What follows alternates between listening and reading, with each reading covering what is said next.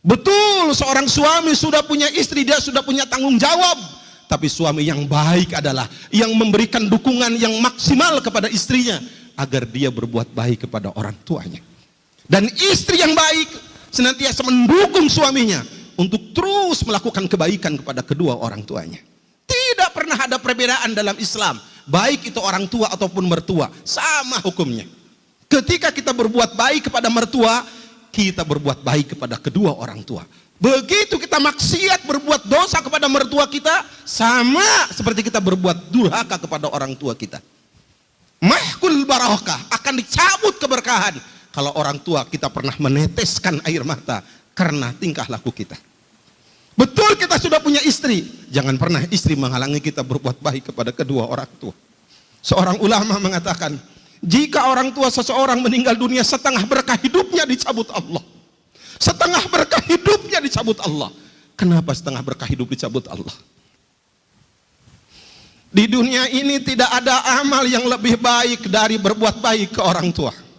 Mungkin hadirin sedang Jumat pernah membaca satu hadis dari Rasulullah. Bagaimana seorang sahabat dari Yaman datang ke Madinah berjalan kaki dia. Akan ikut berjihad bersama Rasulullah, berperang bersama Rasulullah. Rasulullah mengatakan, kamu punya dua orang tua, punya, pulang kamu, pulang, berbuat baiklah kepada kedua orang tua kamu. Jihad, berperang, mati syahid, itu di bawah kita berbuat baik kepada kedua orang tua kita.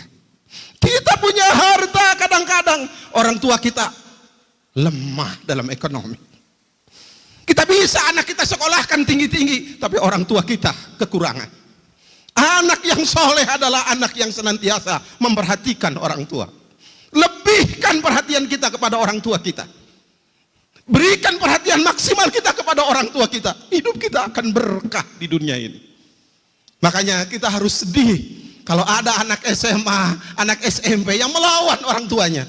Negara bangsa kita tidak akan pernah berkah kalau ada anak yang durhaka kepada orang tuanya. Saya pernah ceramah di salah satu SMA dan saya tanyakan pada seluruh anak SMA yang hadir saat itu, siapa di antara Ananda yang belum pernah berbohong kepada orang tua? Semua anak, tidak ada yang mengacungkan tangan. Berarti semua anak pernah berbohong kepada orang tua. Nangis hati saya. Jangan-jangan anak kita juga pernah berbohong kepada kita. Orang tua segala-galanya buat kita. Kenapa berkah seseorang dicabut? Setengahnya kata seorang ulama, ketika orang tuanya meninggal dunia, tidak ada orang yang tiap hari mendoakan anak dengan ikhlas selain orang tua. Tidak ada orang yang simpati kepada anak tiap hari selain orang tua. Tidak ada orang yang simpati kepada anak selain orang tua. Anak sakit, orang tua tambah sakit. Anak sedih, orang tua tambah sedih. Anak sukses, orang tua kadang-kadang tidak bisa menikmati kesuksesan anak. Dia hantarkan anak sampai sukses kuliah. Kemudian orang tua pun berpikir, bagaimana anak saya cari kerja. Begitu anak kerja, anak lupa sama orang tuanya, ingin segera menikah. Dan dengan bangga dan bahagia, orang tua mengantarkan anaknya menikah. Ketika anak punya cucu, orang tua bahagia lagi dengan cucu yang dilahirkan dari anaknya. Luar biasa. Wajar kalau ada orang mengatakan tak akan pernah kita bisa untuk membalas orang tua kita. Dan Rasulullah mengatakan itu. Nggak pernah kita akan bisa membalas kedua jasa orang tua kita. Hidup kita ingin berkah, jangan pernah kita lupa berbuat baik kepada orang tua.